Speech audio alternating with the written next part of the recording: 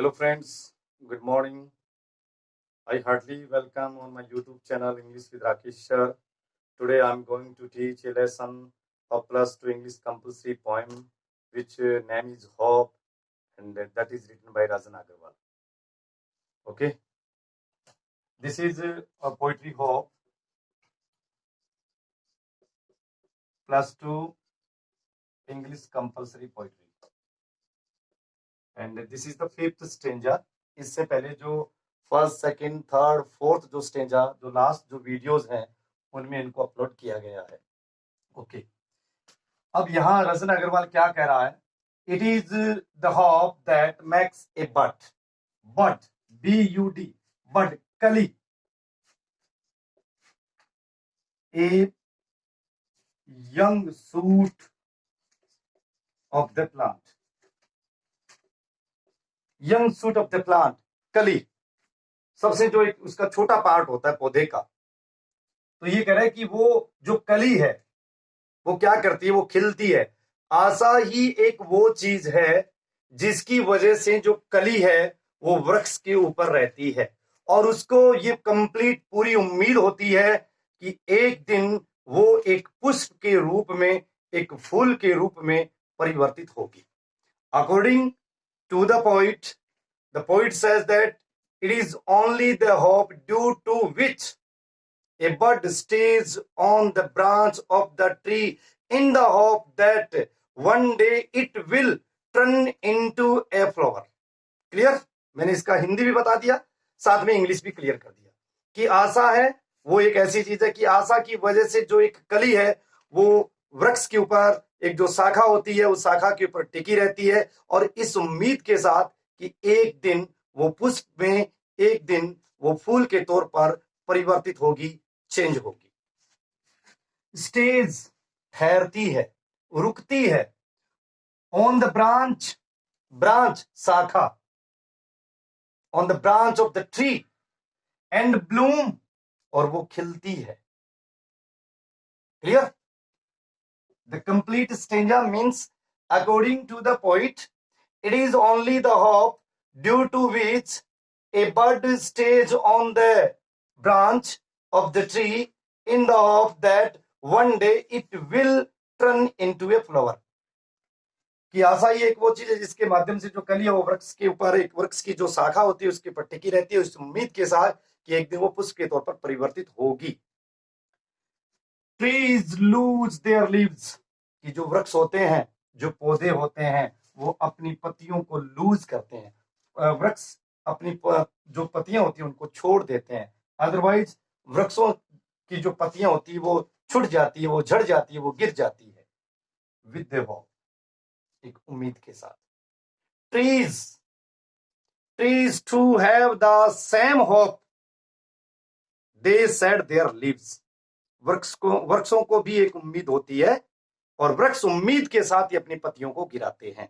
क्यों गिराते हैं? Because they hope that one day they will be loaded with the green fresh huge, कि एक दिन उनके ऊपर हरी और जो फ्रेश, जो तरोताजा जो पत्तियां उनसे वो लद जाएंगी. इस उम्मीद के साथ जो वृक्ष हैं, जो पौधे हैं, जो ट्रीज हैं, जो प्लांट है, वो अपनी पत्तियों को गिराते हैं.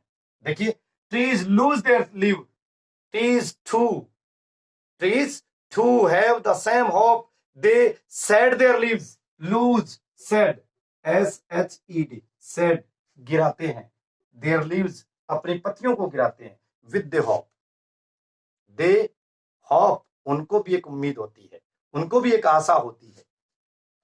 That one day, कि एक दिन, it will be ladened, LOADED, loaded, लद जाएंगे. With green hues, that means with the fresh green color, कि वो हरे भरे जो तरोताजा जो रंग है, उन तरोताजा रंगों से, हरे भरे रंगों से एक दिन वो क्या हो जाएंगे? लद जाएंगे. ह्यूज, कलर, साइज, यानी उनका आकार, उनका रंग. कभी इस स्टेंजा में ये कहना चाह रहा है कि जो एक कली होती है वो एक उम्मीद के साथ वृक्ष की शाखा के ऊपर, वृक्ष की टहनी के ऊपर बनी रहती है. उसको ये पूरी उम्मीद होती है कि एक दिन वो एक पुष्प में, एक फ्लावर के अंदर चेंज होगी. वृक्ष होते हैं उन वृक्षों को भी एक उम्मीद होती है, और वृक्ष एक उम्मीद के साथ, वृक्ष एक आशा के साथ अपनी पत्तियों को गिराते हैं। उनको क्या आशा होती है? उनको ये आशा होती है कि एक दिन जो पत्तियां इन्होंने गिराई है वो एक दिन हरी भरी पत्तियों से पुनः क्या हो जाएंगे? लद जाएंगे। This is the stanza. अब इस स्टेंजा की जो क्वेश्चन और आंसर है उनको देखिएगा। Question number first, what does hope do to a bird? आशा एक कली के लिए क्या करती है? It's very simple answer before you on the stanza, and you have no need to write something. आपको कुछ भी लिखने की जरूरत नहीं है, but you have need to understand the passage, understand the stanza, understand the extent very carefully. अगर आपने इस स्टेंजा को सही ढंग से पढ़ा है, answer is before you, answer आपके सामने है। What does hope do to a bird? आशा एक कली के लिए क्या करती है? तो हमने ऊपर का जो स्टेंजा पढ़ा है ना, कि according to the poet it is only the hope due to a bird stage on the branch of the tree in the hope that one day it will be one day that it will turn, it will change into a flower. तो ये that is the right answer. ये आप इसका answer लिखें। It is the hope that makes a bud stay on the branch and bloom. This is the answer of the first question. First question is clear? Okay. Question number second. Question number second. What hope do trees have? आशा वृक्षों के लिए क्या करती है? Okay, trees hope, पेड़ों को भी एक उम्मीद होती है, और उनको उम्मीद क्या होती है? वो क्या उम्मीद रखते हैं? Trees hope that one day they will also be loaded with the green leaves, कि एक दिन वो हरी भरी पत्तियों से लद जाएंगे। इस उम्मीद के साथ दे सेड देयर लीव्स, वो अपनी पत्तियों को क्या करते हैं? गिराते हैं। Question number third, find word from the extract which means loaded. इस पैसेज से, इस स्टेंजा से वो मीनिंग बताइए जिसका मतलब होता है लोडेड, भर जाना, लद जाना। देखिए लोडेड कहाँ है? यस, दिस इज द लेडेंड, लद जाना, भर जाना। और लेडेंड का दूसरा वर्ड मैंने यहां लिख रखा है स्टेंजा को क्लियर करते समय, लोडेड। तो यहाँ LOADED, लोडेड। तो लोडेड का दूसरा मीनिंग क्या हुआ? Laden, LADDENED। तो this is the synonym meaning of the loaded. Clear? Loaded का दूसरा मीनिंग क्या हुआ? Laden. Question number 4, on the basis of this stanza what is your opinion how? इस स्टेंजा के बेस पर आपकी होप के बारे में आपकी क्या सजेशन है, आपकी क्या ओपिनियन है, आप इसमें क्या देना चाहेंगे?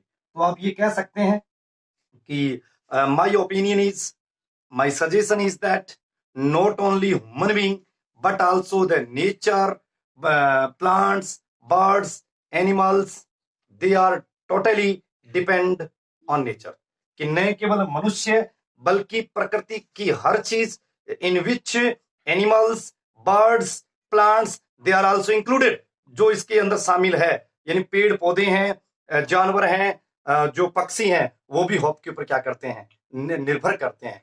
That is my opinion about the hope. ये मेरी होप के बारे में ओपिनियन है। ये आपसे पूछ रहा है कि on the basis of this stanza, इस स्टेंजा के बेस पर व्हाट इज योर ओपिनियन, आपकी क्या राय? तो आप ये कह सकते हैं on the basis of this stanza my opinion is, my suggestion is that not only the human being but also the animal, plants, birds, they are totally depend on nature. वो प्रकृति की, वो सॉरी, वो hope के ऊपर, वो expectation के ऊपर निर्भर करते हैं। Question number 5, why does a bud stay on the branch? एक जो कली होती है वो शाखा के ऊपर क्यों ठहरती है? एक कली शाखा के ऊपर क्यों टिकती है? तो एक कली शाखा के ऊपर क्यों टिकेगी?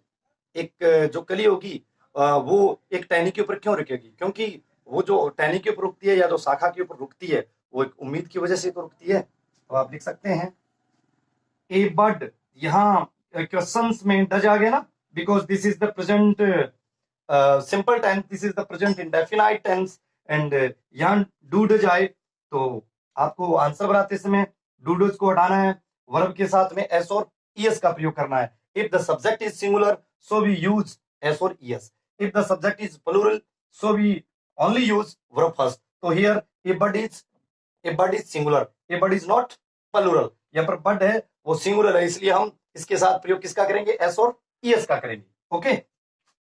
a bird stays, एक जो कली होती है वो stays करती है, रुकती है, ठहरती है, on the branch, शाखा के ऊपर. इतना तो आपने क्वेश्चन से लिया है.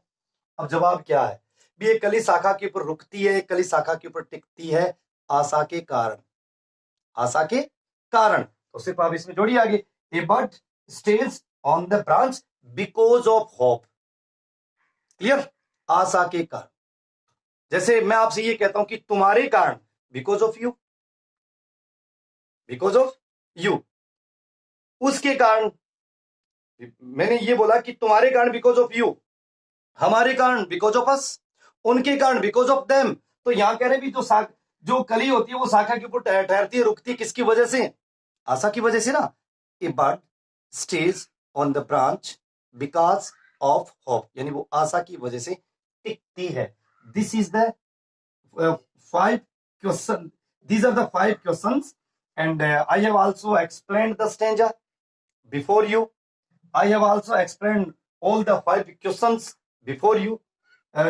Once again I say that if you study this stanza, if you read this stanza, if you watch this stanza very carefully, line to line, definitely I can say to you with the 100% guarantee that you have no need, you have not a single, you have not 0% need, but because there is no need of the cramming, किसी भी प्रकार से प्रश्न रटने की आवश्यकता नहीं है, because all questions are given before you and all answers are also given before you.